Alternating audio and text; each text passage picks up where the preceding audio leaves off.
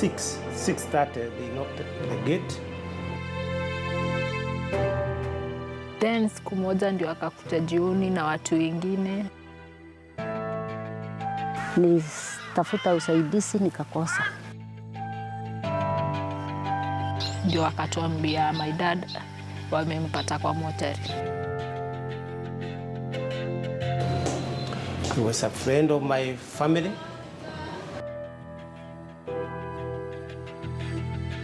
Ya, tulishangaa lakini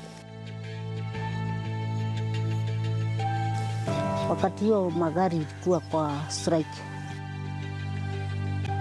kwa ananipenda sana. Wetu ushago, my brother akuja Jumamosi tuende tukamtafute. Hatukuweza kusoma vizuri. One of our colleagues had died. Nione kagarau kama watasema kitu. I do not know. I do not know.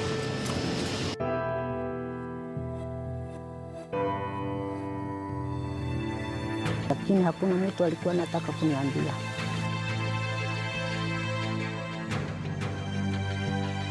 People are adjusting to new way of doing things.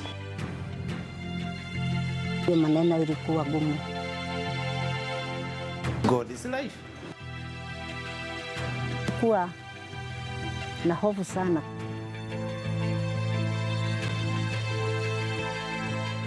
God created you so that you can depend on him. They came to my home at Kahawa Wendani. They told me that they would want to ask me a few questions, and I accompanied them to Ruiru. I had nothing to fear of. I told them I would drive my car. They told me fine. I drove my car all the way from Kahawa Wendani to Ruiru police station. When I got there, I found several cars parked in the parking yard of the police station. Looking at those cars, I could see my colleagues inside the vehicles. I wondered what is happening. I was told to park my car there, and I was put in one of the cars. I asked them, what is happening? They told me, don't ask any question. We stayed in the car, and after about 2 hours, the vehicles were driven off. We didn't know where we were being taken. Me, I was taken to Makuyu police station, almost 110 kilometers from Nairobi. I stayed there for 2 weeks, for 1 week. Then I was brought to Gati police station in Thika, where I found my colleagues there being tortured seriously. Some of them could not walk. Some of them were on crutches. Some of them were swollen. I wondered what is happening. They started interrogating me or asking me questions about the death of... But before the court will conclude the lengthy trial, the judge fell victim to the famous Jasiringera purge. The trial of the 12 civic leaders was declared a mistrial. Justice Kalpana Rawal took over the matter. In a bizarre twist of events, the judge singled out the evidence of the star witness Wanjiguna's daughter punching holes into it. The judge ruled that the witness, a young girl at the time, had failed to identify the name of the killers. After listening to the testimony of 50 witnesses and 5 years behind bars, the 12 civic leaders were set free. I headed to the police station, and they told me to take off my personal effects. That's when I knew I was being arrested. So I turned to Dismas, who had accompanied us in the booking office, to attempt to give him a message to take back to my wife. But they shoved him violently out of the room. And that's the last time I saw of him. 19 years later, the man who has since joined the church ministry is asking the same question. But I don't know why he got into the trouble he got. I do not know. I do not know. With the rest of the civic leaders now free, the killing of Charles Maina Wanjiguna remained unresolved, so was the mysterious death of Dismas Maina Muthungu. My dad alikuwa wale watu strong, nilikuwa najua hizi jiua, no matter what haiwezi jiua. My dad ni ule mtu hangewahi give up na kitu, so nilikuwa zile tulishtuka, but tulijua kweli my dad hangejiua. The Director of Public Prosecutions ordered the court to set up an inquest into the mysterious suicide.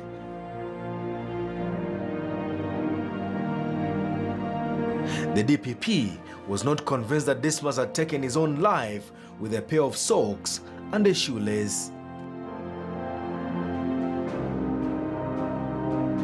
Dismas was picked up by flying squad officers, among them including the Chief Inspector of Police at the time, Stanley Kamunde, Police Constable Washira, Corporal Joseph Koech, and Bithi from the cell for interrogation.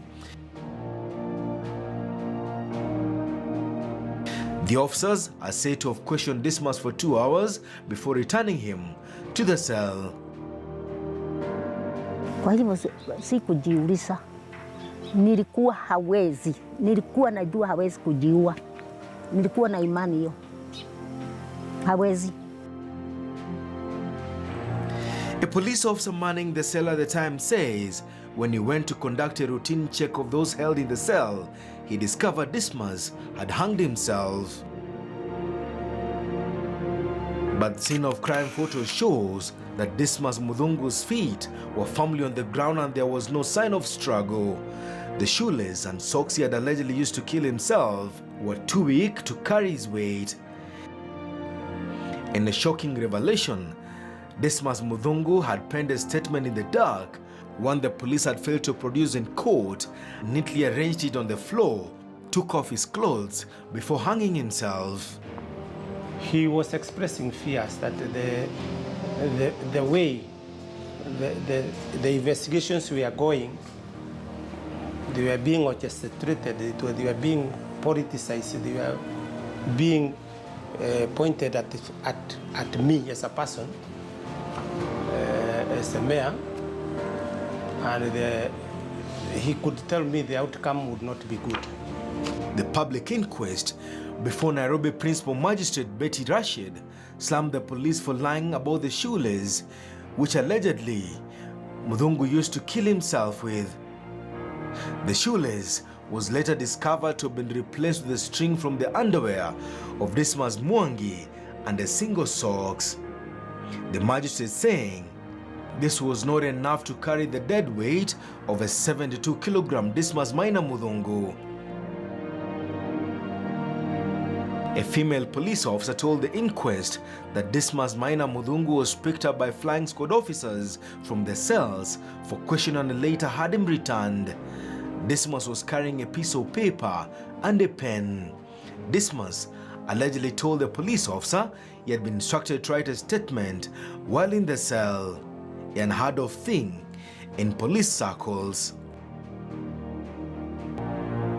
When the lead police investigators, Stanley Kamunde, now dead, appeared before the inquest, the Chief Inspector of Police told the court he was under instructions from the then Director of CID Francis Sang to get Councillor Charles Maina Wanjiguna's killers. The police officer told the court the night Dismas died, the father of three had requested him for a pen and a piece of paper. Dismas, Kamunde told the court, wanted a quiet place to pen his statement.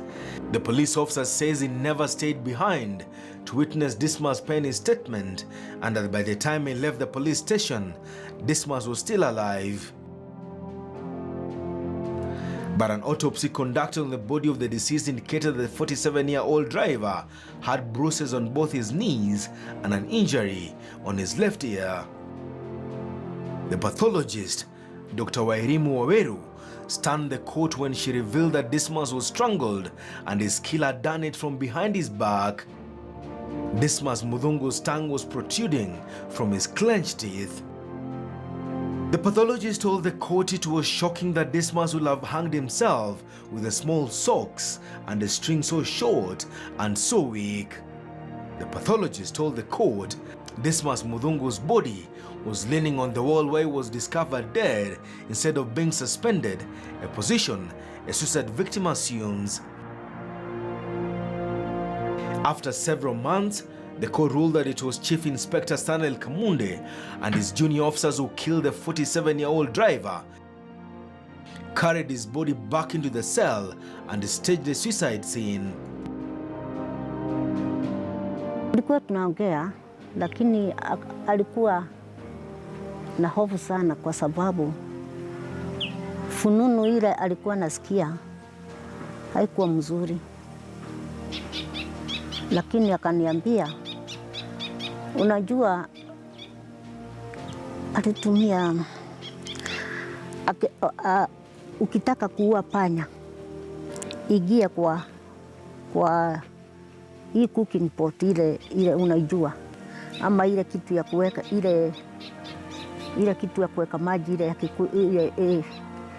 ile inaweza. Sasa ule anatafuta panya, atavuja hiyo kitu ndio afikie. Hiyo ni maneno ndio alikuwa ananiambia. Sasa alikuwa na hofu sana kwa sababu aliniambia haiko mzuri.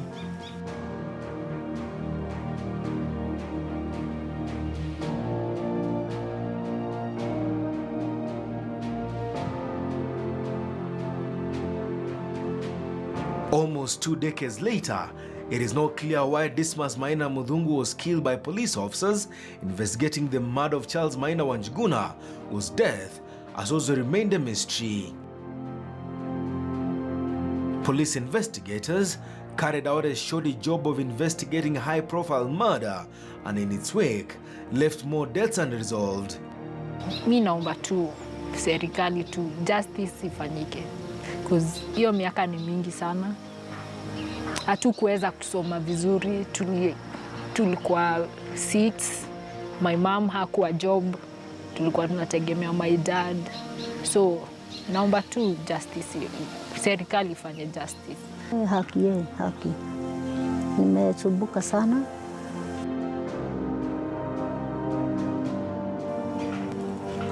But justice has been elusive for the aging widow who is currently battling to keep his only piece of land from the hands of a member of parliament who has laid claim on it.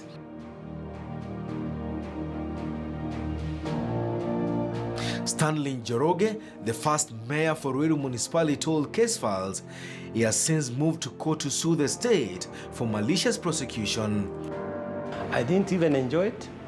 I didn't even, because of course there were teething problems when it was the first time this council was having a mayor. Before it was a chairman. So there were all teething problems. People are adjusting to new way of doing things. I was new from the government, and I have not come to know how to be a good mayor was. Then I was taken away.